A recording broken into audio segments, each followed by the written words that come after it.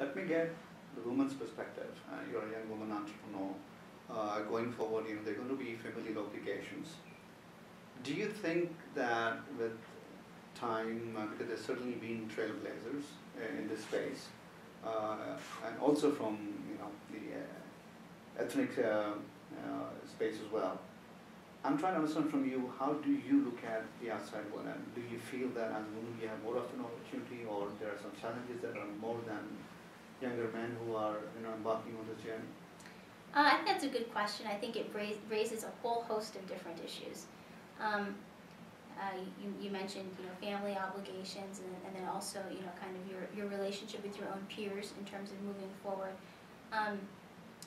There are a couple points that come to mind, just on that issue.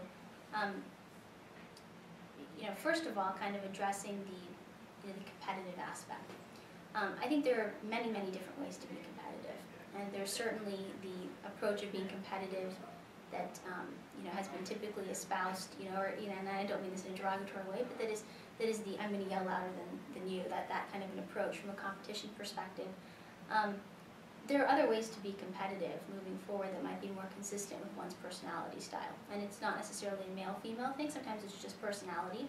You can have people that are very competitive, but they do so in a diplomatic way, and they make strategically, good decisions moving forward, and they do it with a sense of integrity and ethics in the way that they perform, and they can still be competitive. And I think that's particularly true in the high-tech arena, where whether it's semiconductors or biotech or medical devices, there is a high level of appreciation for strategically well-made and strategically well-executed decisions.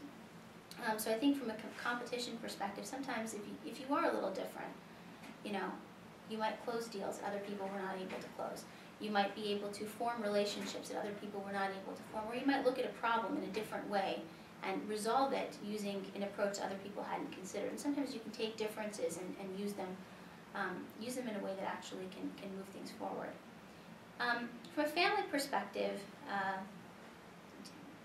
being brutally honest, to the extent that anybody thinks that entrepreneurship allows for a flexible schedule, that's just not true. The more I get into this, the more I realize that unless you make a conscious decision to kind of step back and back out, or there is so much work to do. There are only 24 hours in a day, and the challenges don't get easier as you move on. The challenges get harder, and there are more judgment calls, and there are more significant issues that you sometimes have to deal with as time goes forward. And that's not the signs of a poorly run business. It's just the way the reality goes. As growth happens, the significance of the decisions that you make increases. I come from a family with a number of educated women. And my mother is a physician. My mother worked part-time ever since she had kids. And so I've had the benefit of being able to see in my own personal experience female role models that were able to successfully balance their family and their career obligations or choices. And so I'm looking forward to being in a position to be able to make those balancing decisions and do what I to move forward. Kind of a story that comes to mind. This is a story that actually I heard at Time in West last year. I don't know who said it, and I'm probably going to get the facts wrong for the story, but she was talking about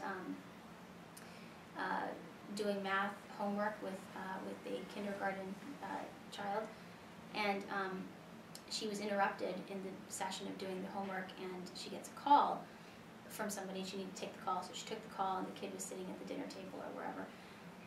And she's negotiating this joint venture transaction on the phone. It was a complex transaction, so she's on the phone for a while. She comes back to the child and she says, okay, let's kind of pick up where we left off, and I'm going to ask you what's 2 plus 3. And the kid says, it's 4. And she responds and says, no, it's not 4. We went over this. Remember, we talked about this for all through the day. We've been looking at what 2 plus 3 is, and he goes, oh, I'm sorry, Mommy, I thought this was a negotiation. And sometimes it's things that you learn in your career is going to impact and influence the kind of parent you're able to be moving forward. So they all kind of balance out together, and I think I have a good family, I have a good support structure there, and I'm very grateful for that, and we'll see how it balances out, I guess, moving forward. One of the other things entrepreneurs like to do is, they strongly like to network with like-minded people, which is, I think, very important. Thai, as you know, does these great conferences all across the globe. You've been here last year at Tiecon Midwest. What are your perspective, on your take on the conference and the connectivity and the kind of resources that the conferences bring to entrepreneurs like yourself? I think without question, networking is very important, and even though it may be uncomfortable, especially when you're starting off, because you don't know a lot of people, I think moving forward it's very important to do. Thai in particular, and I'm not saying this because I'm being interviewed here, I mean this just with a lot of sincerity, I think truly does try and foster entrepreneurship, and not by presenting a set of sessions in education as much as by creating a relationship between younger entrepreneurs or first-time entrepreneurs and more experienced mentors, and allowing for that connection. And I think it's a very unintimidating organization compared to some of the other ones that perhaps are out there. So kind of at a first level, that's where we are as to Thai. Conferences like this, and Invoi's personal experience and my personal experience, have been very useful and helpful in identifying mentors, in identifying leads for investment transactions, in raising awareness of specific issues. When you hear somebody that's an industry expert talk on a particular issue and you're able to sit next to them at a lunch meeting. And I think all of those types of reasons just make it incumbent upon, especially early stage companies, to get involved with organizations like Thai or Thai,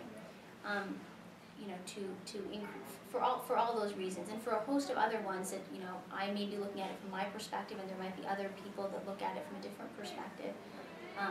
But I think these organizations really do help, and I was impressed last year. I think I told you last year with the energy that's out here at Tiecon Midwest, and similarly this year, it's been a lot of fun to be here today.